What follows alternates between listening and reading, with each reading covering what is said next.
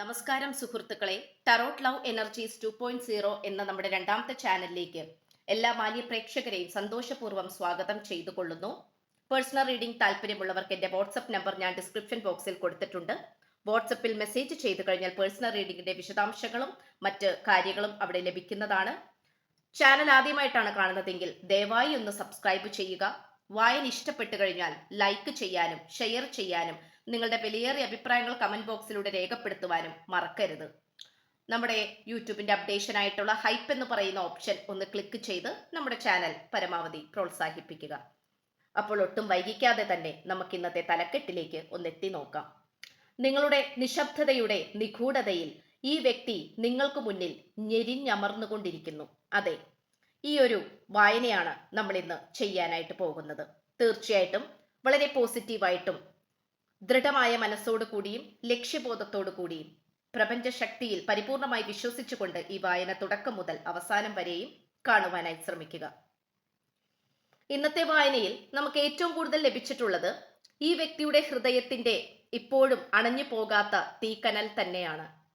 ഒരു പുകച്ചുരുളുകൾ പോലെ അല്ലെങ്കിൽ ഒരു മങ്ങിയ വെളിച്ചത്തിലാണ് ഈ വ്യക്തി ഇപ്പോൾ നിങ്ങളെ കണ്ടുകൊണ്ടിരിക്കുന്നത്.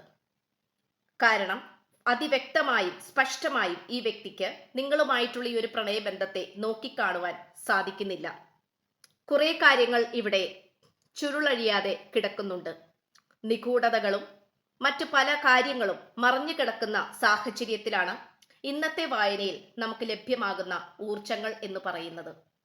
ഇവിടെ ഏറ്റവും കൂടുതൽ എടുത്തു പറയേണ്ട ഒരു കാര്യം എന്തെന്നാൽ ഈ വ്യക്തി ഇപ്പോഴും നിങ്ങളെ സ്നേഹിക്കുന്നു എന്നുള്ളത് തന്നെയാണ്. വളരെ സാഹസികമായിട്ടും മറ്റുള്ളവരെല്ലാം വെറുപ്പിച്ചുകൊണ്ടോ അല്ലെങ്കിൽ മറ്റുള്ളവരുടെ എതിർപ്പുകളെല്ലാം അവഗണിച്ചുകൊണ്ട് തന്നെയാണ് നിങ്ങൾ ഇരുവരും ഒരുമിച്ച് ജീവിക്കാൻ ആരംഭിച്ചത് അല്ലെങ്കിൽ തീരുമാനിച്ചത്. പക്ഷെ ആ ഒരു ജീവിതത്തിന് എന്ത് സംഭവിച്ചു? നിങ്ങൾ ഇപ്പോൾ ലവേഴ്സ് ആണെങ്കിലും അല്ലെങ്കിൽ ഭാര്യാഭർത്തൃ ബന്ധമാണെങ്കിലും ഏത് ആണെങ്കിൽ പോലും നിങ്ങൾ ഒരുമിച്ച് ജീവിക്കാൻ തീരുമാനിച്ചു. ചില വ്യക്തികൾ ഇവിടെ ഒരുമിച്ചുള്ള ജീവിതം തുടങ്ങിയതായും നമുക്കിവിടെ കാണാൻ സാധിക്കുന്നുണ്ട്. ചിലവർ തീരുമാനിച്ചതേ ഉള്ളൂ. പക്ഷെ അതോടുകൂടി എന്തൊക്കെ സംഭവിച്ചു എന്നുള്ള രീതിയിലാണ് ഇപ്പോൾ ഈ വ്യക്തി നിൽക്കുന്നത്. ധാരാളം കാര്യങ്ങൾ ഈ പ്രണയബന്ധത്തെക്കുറിച്ചും നിങ്ങളെക്കുറിച്ചും നിങ്ങളുമായി ഉണ്ടായ ഈ വേർപിരിയലിനെ കുറിച്ചും ഈ വ്യക്തി ചിന്തിച്ചുകൊണ്ടിരിക്കുന്നു. അതിശക്തമായിട്ടുള്ള ഒട്ടും പ്രതീക്ഷിക്കാതെയുള്ള ചില തകർച്ചകളാണ് ഈ പ്രണയബന്ധത്തിലേക്ക് സംഭവിച്ചിട്ടുള്ളത്. ഇതൊട്ടും തന്നെ നിങ്ങളോ ഈ വ്യക്തിയോ വിചാരിച്ചിരുന്നില്ല.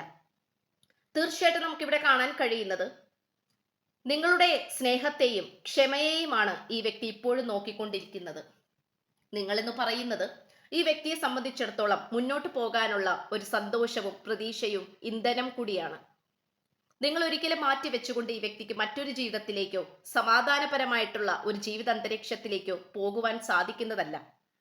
പക്ഷെങ്കിൽ പോലും ഈ വ്യക്തി ഒരുപക്ഷെ ഇപ്പോൾ ഇഷ്ടമില്ലാത്തൊരു ജീവിതമാണ് മുന്നോട്ട് നയിച്ചുകൊണ്ടിരിക്കുന്നത്. അത് യാതൊരു കാരണവശാലും നന്നായി തന്നെ മുന്നോട്ട് കൊണ്ടുപോകാൻ സാധിക്കില്ല എന്നുള്ള ചിന്ത തന്നെയാണ് ഈ വ്യക്തിയുടെ മനസ്സിലും അതുപോലെ നിങ്ങളുടെ മനസ്സിലും ഉള്ളത്. ഒരുപക്ഷെ മാതാപിതാക്കളുടെ കസ്റ്റഡിയിലായിരിക്കാം ഈ വ്യക്തി ഇപ്പോൾ ഉണ്ടായിരിക്കുന്നത്. അവർ നിരീക്ഷിച്ചുകൊണ്ടും ശ്രദ്ധിച്ചുകൊണ്ടുമായിരിക്കാം ഈ വ്യക്തിയെ മുന്നോട്ട് കൊണ്ടുപോയിക്കൊണ്ടിരിക്കുന്നത്. അതുകൊണ്ട് തന്നെ നമുക്കിവിടെ കാണാൻ സാധിക്കുന്നത് നിങ്ങളും ഈ വ്യക്തിക്കും തമ്മിൽ സംസാരിക്കുവാനോ നേരിട്ട് കാണുവാനോ ഉള്ള അവസരങ്ങൾ വളരെയധികം മുടങ്ങിപ്പോയിക്കൊണ്ടിരിക്കുന്നു എന്നുള്ളതാണ്. അവസരങ്ങൾ ലഭിച്ചിട്ട് പോലും കാണാതെ പോകുന്ന ഒരു സാഹചര്യമാണ് ഇപ്പോൾ ദിനം പ്രതി സംഭവിച്ചുകൊണ്ടിരിക്കുന്നത്. ഇതിൽ നിന്നും എപ്പോഴാണ് പുറത്തേക്ക് കടക്കുവാൻ സാധിക്കുക? ഈ ഒരു വലയത്തിൽ നിന്നും എപ്പോഴാണ് പുറത്തേക്ക് കടക്കാൻ അതിനുള്ള സാഹചര്യം ഉണ്ടാവുക എന്നുള്ളതിനെ കുറിച്ചുള്ള ചിന്തകളിലും ആശങ്കകളിലുമാണ് ഈ വ്യക്തി ഇപ്പോൾ ജീവിച്ചുകൊണ്ടിരിക്കുന്നത്. അതിനിടയിൽ നിങ്ങളുമായി ഒന്ന് സംസാരിക്കാം എന്ന് വിചാരിക്കുമ്പോൾ ഒരുപക്ഷെ ഈ വായന കണ്ടുകൊണ്ടിരിക്കുന്ന പ്രേക്ഷകരായി നിങ്ങൾ ഈ വ്യക്തിയിൽ നിന്നും മനഃപൂർവ്വം അകന്നു പോകാൻ ശ്രമിക്കുന്നുണ്ടാകാം. അത് വേറൊന്നുമായിട്ടല്ല, ഈ പ്രണയബന്ധം നിങ്ങൾക്ക് പോലും പല സമയത്തും മതിയായിക്കൊണ്ടിരിക്കുന്നു. യാതൊരു കാരണവശാലും പിടികിട്ടാത്ത രീതിയിലാണ് ഈ ബന്ധം മുന്നോട്ട് പോകുന്നത്. ഇത്തരം കാരണത്താൽ നിങ്ങൾക്ക് യാതൊരു തരത്തിലുമുള്ള ഒരു ആശ്വാസവും ഈ പ്രണയബന്ധത്തിൽ നിന്നും ലഭിക്കുന്നില്ല. പക്ഷെ മാലാഖമാർ ഇന്നത്തെ വായനയിലൂടെ നിങ്ങളോട് പറയുവാൻ ആഗ്രഹിക്കുന്നത് തീർച്ചയായിട്ടും പരിഹരിക്കാൻ സാധിക്കുന്ന രീതിയിൽ ഒരു പരിഹാരം, ആശ്വാസകരമായിട്ടുള്ള സ്വാതന്ത്ര്യമായിട്ടുള്ള ഒരു പരിഹാരം നിങ്ങളെ തേടി വരുന്നതായി നമുക്കിവിടെ കാണാം. അത് പുതിയൊരു വ്യക്തിയും കൂടി ഇടപെട്ടിട്ട് അവിടെ പരിഹരിക്കുന്നതുമാകാം. അല്ലെങ്കിൽ ഒരു പെട്ടെന്നുണ്ടാകുന്ന ഒരു മനംമാറ്റം. ഇവിടെ ഏറ്റവും കൂടുതൽ തടസ്സമായിട്ട് നിൽക്കുന്നവരാരാണോ, ഈ പ്രണയബന്ധത്തെയോ ദാമ്പത്യ ജീവിതത്തെയോ മുന്നോട്ട് കൊണ്ടുപോകാൻ അനുവദിക്കാത്തവർ ആരാണോ, അവരുടെ മനസ്സ് തന്നെ ഒരു സുപ്രഭാതത്തിൽ മാറി മറിയുന്നതായി നമുക്കിവിടെ കാണാൻ കഴിയുന്നു. എന്തു തന്നെയായാലും അതൊരു അത്ഭുതകരമായ മാറ്റങ്ങൾ തന്നെയായിരിക്കും. ഇവിടെ ഭദ്രകാളി ദേവിയെയും അതുപോലെ തന്നെ നിങ്ങൾക്ക് ഇഷ്ടപ്പെട്ട ഏതെങ്കിലും ഒരു ഗുരുവിനെയും ആരാധിക്കുന്ന പ്രേക്ഷകരെയാണ് ഇന്നത്തെ വായനയിൽ എനിക്ക് ഏറ്റവും കൂടുതൽ കാണുവാൻ സാധിക്കുന്നത്. അതുകൊണ്ട് തന്നെ ഭദ്രകാളി അമ്മയുടെ ഉറപ്പായിട്ടുമുള്ള പ്രൊട്ടക്ഷൻ, സംരക്ഷണം നിങ്ങൾക്കുണ്ട്. അമ്മയുടെ പ്രാർത്ഥനകളും മന്ത്രങ്ങളും ഒക്കെ ആയിരിക്കാം നിങ്ങൾ ഉപാസിച്ചു കൊണ്ടിരിക്കുന്നത്. പൂക്കളൊക്കെ സമർപ്പിച്ച് ചുവപ്പൊക്കെ അണിഞ്ഞ് നല്ല രീതിയിൽ പ്രാർത്ഥിക്കുന്ന വ്യക്തികളെ എനിക്കിവിടെ കാണാൻ കഴിയുന്നു. അതുപോലെ തന്നെ നിങ്ങൾക്ക് ഇഷ്ടപ്പെട്ട ഏതെങ്കിലും ഒരു ഗുരു, അത് ശ്രീബുദ്ധനായിരിക്കാം, അല്ലെങ്കിൽ ശ്രീനാരായണ ഗുരു ആയിരിക്കാം. അങ്ങനെ ഒരുപാട് ഗുരുക്കളുണ്ട്. അല്ലെങ്കിൽ സെന്റ് ആന്റണീസ് പുണ്യാളനായിരിക്കാം. അങ്ങനെ പുണ്യാളന്മാരുടെ ഒരു എനർജിയും നമുക്കിവിടെ ലഭിക്കുന്നുണ്ട്. നല്ല രീതിയിൽ തന്നെ നിങ്ങൾ അവർ പറയുന്നതെല്ലാം, അല്ലെങ്കിൽ അവരുടെ രീതിയിൽ ജീവിച്ചു പോകുന്ന സമാധാനപ്രിയരായിട്ടുള്ള ആൾക്കാരാണ് നിങ്ങളെങ്കിൽ തീർച്ചയായിട്ടും നിങ്ങളുടെ ജീവിതത്തിലേക്ക് പരിപൂർണമായിട്ടുള്ള ഒരു സമാധാനവും സന്തോഷവും ഇതാ വരുന്നു. ഈ വായനയിലൂടെ എനിക്ക് വ്യക്തമായും സ്പഷ്ടമായും കാണാൻ സാധിക്കുന്നത് ദൈവത്തിന്റെ പ്രൊട്ടക്ഷൻ തന്നെയാണ് നിങ്ങളിൽ ഏറ്റവും കൂടുതൽ നിറഞ്ഞു നിൽക്കുന്നത്. അതുകൊണ്ട് തന്നെ യാതൊരു കാരണവശാലും നിങ്ങൾക്ക് ഒരു പ്രശ്നവും സംഭവിക്കുകയില്ല. കുറച്ചു നാളത്തേക്കുള്ള ചില പ്രശ്നങ്ങളോ കാര്യങ്ങളോ മാത്രമായിരിക്കും. പക്ഷെ അതിൽ നിന്നും നിങ്ങൾക്ക് നേരിട്ട് കരകയറുവാൻ സാധിക്കുക തന്നെ ചെയ്യും. ഇന്നത്തെ വായനയിൽ നിങ്ങൾ വളരെയധികം വിശാല മനസ്കരും ക്ഷമയോട് കൂടി നിൽക്കുന്നതും ഭൂമിയോളം ക്ഷമിക്കുന്നവരുമായിട്ടുള്ള വ്യക്തികളുടെ ഊർജമാണ് ലഭിച്ചുകൊണ്ടിരിക്കുന്നത്. നിങ്ങൾ പലവരെയും വിശ്വസിച്ചു, എല്ലാവരുടെയും മുന്നിൽ താഴ്മയോട് കൂടിയും അച്ചടക്കത്തോടു കൂടിയും മറ്റുള്ളവരെ അനുസരിച്ചും സഹായിച്ചും ഒക്കെ നിന്നു. എന്നിട്ട് നിങ്ങൾക്ക് അവസാനം എന്ത് കിട്ടി? എല്ലാവരുടെ പരിഹാസവും പുച്ഛവും അല്ലെങ്കിൽ അകൽച്ചയും മാറ്റി നിർത്തലും അവഗണനയും ഇതൊക്കെയാണ് നിങ്ങൾക്ക് ലഭിച്ചിട്ടുള്ളത്. പക്ഷെ ഇതിൽ നിന്നുമൊക്കെ നിങ്ങൾക്ക് ഒരു പോസിറ്റീവായിട്ടുള്ള മാറ്റം നിങ്ങളിലേക്ക് കടന്നു വരികയാണ്. പ്രപഞ്ചശക്തി ഇത്രയും കാലങ്ങളായി നിങ്ങൾ ചെയ്തുകൊണ്ടിരിക്കുന്ന ഓരോ പ്രവൃത്തിയുടെയും കണക്കെടുത്തുകൊണ്ടിരിക്കുകയാണ്. നിങ്ങളുടെ കർമ്മങ്ങൾ എത്രമാത്രം പവിത്രതയുള്ളതും മനസ്സ് നിറഞ്ഞതുമാണ്, പോസിറ്റീവാണ് എന്നുള്ളതാണ് പ്രപഞ്ചശക്തി നോക്കിക്കൊണ്ടിരിക്കുന്നത്. അതുകൊണ്ട് നിങ്ങളുടെ പ്രവൃത്തിയിൽ യാതൊരു തരത്തിലുള്ള മാറ്റങ്ങളും ഉണ്ടാക്കിയെടുക്കേണ്ട ആവശ്യമില്ല. നിങ്ങൾ ഇത്രയും കാലം എങ്ങനെയാണോ പോയിരുന്നത് അതുപോലെ തന്നെ പോകുവാനായി ശ്രമിക്കുക. പക്ഷേ ശത്രുക്കളെ സൂക്ഷിക്കുക. നെഗറ്റീവ് ഊർജമുള്ളവരുടെ അടുത്തേക്ക് അധികം പോകാതെ ഇരിക്കാനായി ശ്രമിക്കുക. കാരണം തീർച്ചയായിട്ടും നിങ്ങൾ നിങ്ങളെ തന്നെ സംരക്ഷിക്കേണ്ടത് വളരെയധികം വലുതാണെന്ന് ഇന്നത്തെ വായനയിലൂടെ നമുക്ക് കാണുവാൻ കഴിയുന്നു. അതുപോലെ പലതരത്തിലുള്ള ബീജാക്ഷരി മന്ത്രങ്ങളൊക്കെ ഉരുവിടുന്ന വ്യക്തികളാണ് നിങ്ങളെങ്കിൽ തീർച്ചയായിട്ടും അത് നിർത്തിവെക്കേണ്ട ആവശ്യമില്ല. അത് എപ്പോഴും ദിനപ്രതി ഉച്ചരിച്ചുകൊണ്ടേയിരിക്കാം.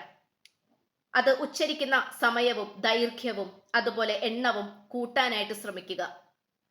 അതുമാത്രമല്ല, ഈ വ്യക്തി, അതായത് നിങ്ങൾ നിശബ്ദമായി ഇരിക്കുന്നത് കൊണ്ട് തന്നെ ഈ വ്യക്തിക്ക് അത് ഒരിക്കലും താങ്ങാനാകുന്നില്ല എന്നുള്ളത് നമുക്കിവിടെ വളരെ വ്യക്തമായി കാണാൻ കഴിയുന്നു.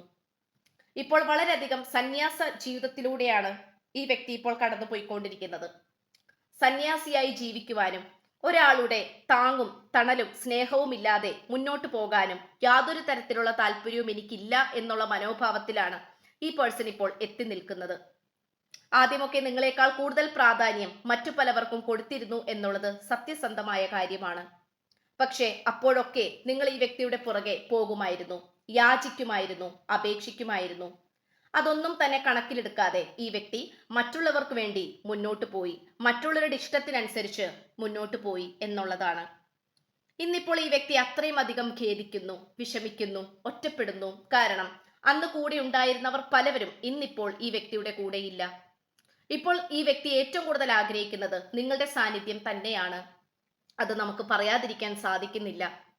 വളരെ പോസിറ്റീവായിട്ടുള്ള ഊർജം തന്നെ ഈ വായനയിലൂടെ നിങ്ങൾക്ക് അധികം വൈകാതെ തന്നെ ലഭ്യമാവുന്നതായിരിക്കും. തീർച്ചയായിട്ടും ഈ വ്യക്തി നിങ്ങളിലേക്ക് തിരിച്ചു വരിക തന്നെ ചെയ്യും. കാരണം നിങ്ങളുടെ ഈ നിശബ്ദത ഇവർക്ക് താങ്ങാനാവില്ല. റീകൺസിഡർ എന്ന് പറയുന്ന ഓപ്ഷൻ തന്നെയാണ്, ഊർജമാണ് നമുക്ക് ലഭിച്ചിട്ടുള്ളത്. തീർച്ചയായിട്ടും ഈ വ്യക്തി നിങ്ങളുടെ ജീവിതത്തിലേക്ക് വരുമ്പോൾ അവരെ പരിഗണിക്കാനായിട്ട് ശ്രമിക്കണം.